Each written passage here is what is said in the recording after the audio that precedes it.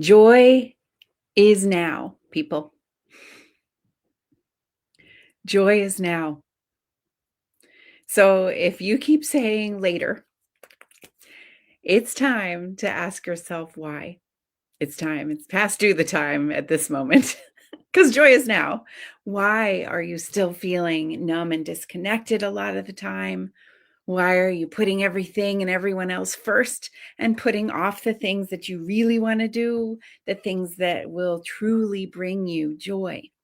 And I'm here today. I'm pretty excited right now. I almost can't sit still. Maybe I'll just bounce around a bit because I could just dance this moment here. I'm really feeling the joy, and this is how I express it for myself. You might express yours differently. The point is to be able to do it, to feel it deeply, and to be able to express it. So I'm going to tell you my big joy news first.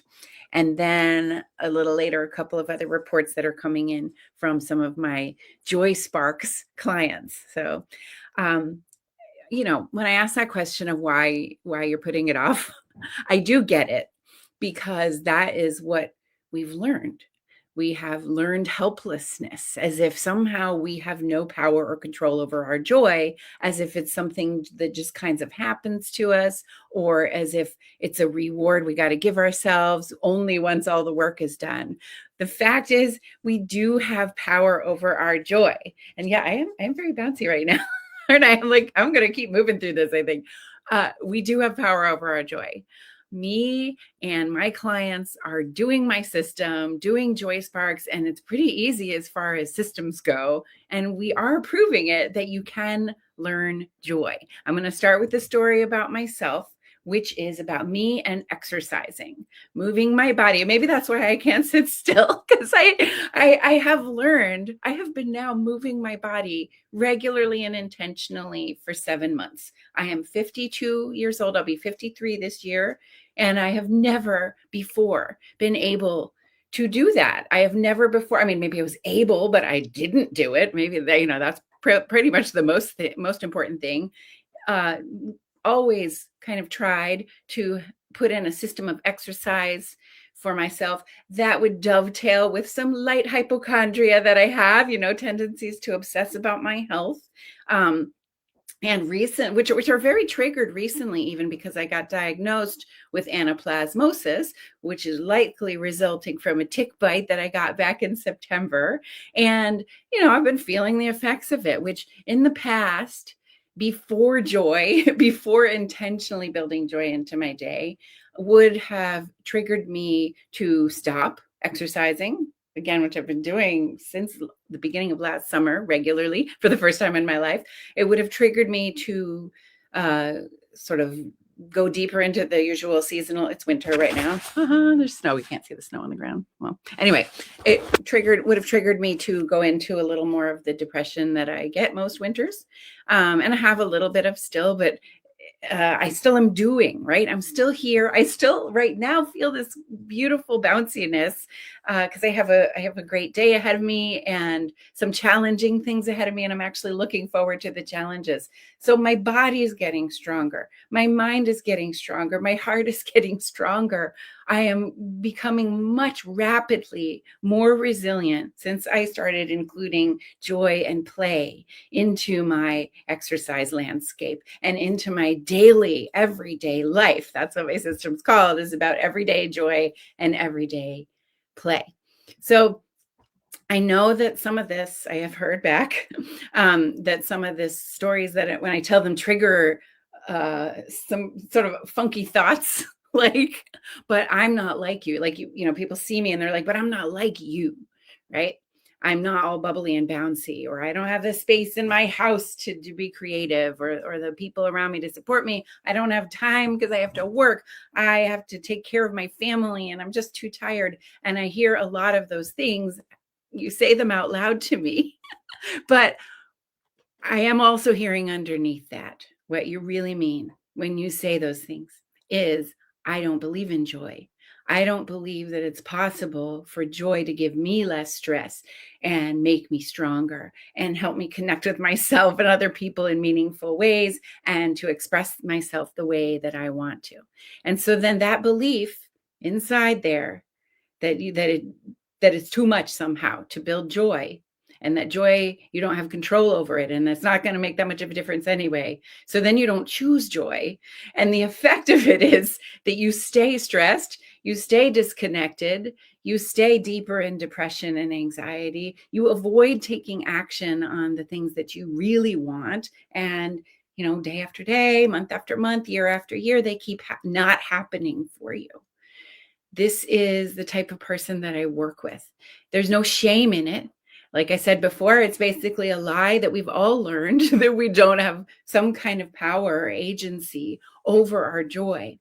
But I do want you to, can you please just imagine a life where you do get to do more of the things that make you sparkle, right? Not the same things as me. Maybe it's not the exercise. Maybe it's not the bouncing around kind of thing, but there are things that make you sparkle. And it's time to get to them, because the good news is that we can learn joy. We can do like my clients, who I'm going to tell you some of their stories right now, but I'm going to keep the personal details vague today. You can find testimonials and reviews for me with names on them in lots of other places. But today, wow, these two clients are going through some really especially rough moments, like we all do at some point. But in this case, the resilience and the joy that they've been building even throughout these challenges by doing my Joy Sparks program is quite a miracle.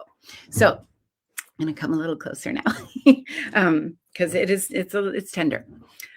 One of these clients is going through a divorce, and that was to some degree an abusive situation.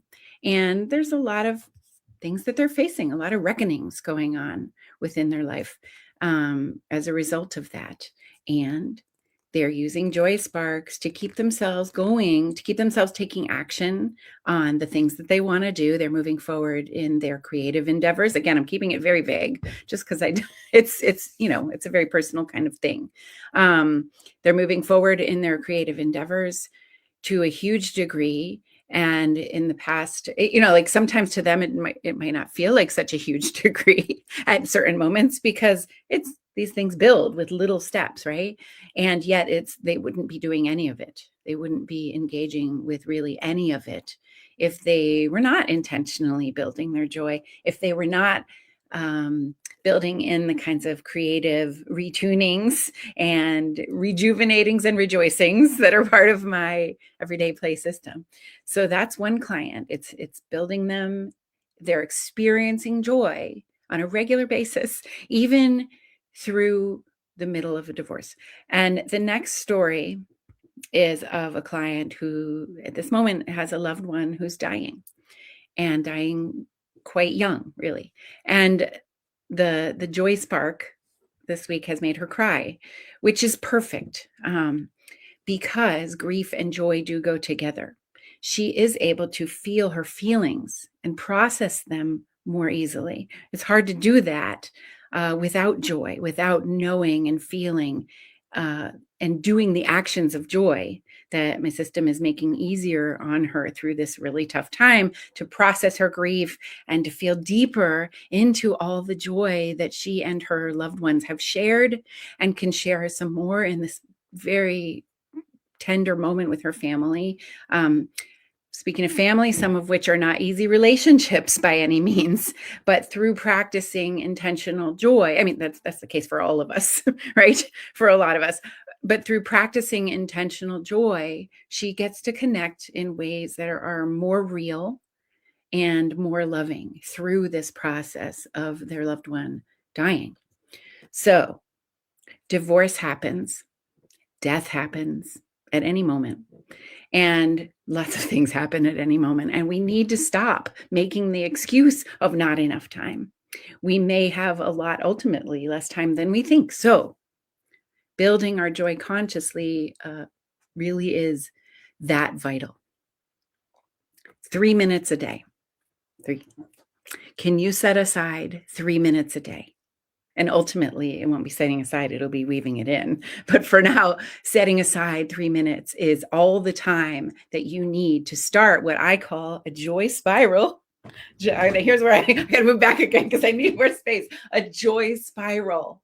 And within just a few weeks of starting the joy spiral with Joy Sparks, the energy that you get from that investment pays you back in more time, more productivity. You start building and weaving that joy into your days. And ultimately, it ends up, like I said, taking no time at all. And it starts to feel like your life is stretching out. Here I go back again.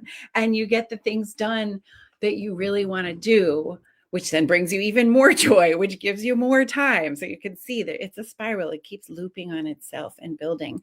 It is beautiful and it is a sparkly process. And my clients and I are living it and using it to help us through the roughest moments. And I'll tell you next week sometime. I'm not sure exactly what time I'm doing these live streams randomly, but I will tell you next week about the rough moment. I am going through a particularly rough moment too. It's not quite as intense as divorce and dying, and it has some elements of choice to it that those do not have in those cases. But it's still this joy is still really getting me through it and helping me to do the process that I have to do, which I'll tell you about next week in a much more present and joyful way. So, going to share this with you. Go to the link right here. It's going to start scrolling at the bottom of the screen. It's call.growyourwholevoice.com. And to learn about Joy Sparks, to learn about how to build joy even when you are having the roughest times of your life. And, you don't have to wait for those rough moments. You can build it first. This is another element of what the clients I told the stories about today had, was that they were building it before that. So then by the time they got to these rough moments that are happening right now, they became a lot more resilient and a lot more able to face the things and feel through the processes that moves them through that faster. With they've stopped avoiding all the feelings and everything. So okay, so yeah, I've got a free what I call a Joy Wings conversation ready for you at that link at the bottom of the screen. It's called growyourwholevoice.com, and you can get started on how to build that same kind of momentum into your life and do it today, because remember, joy is now.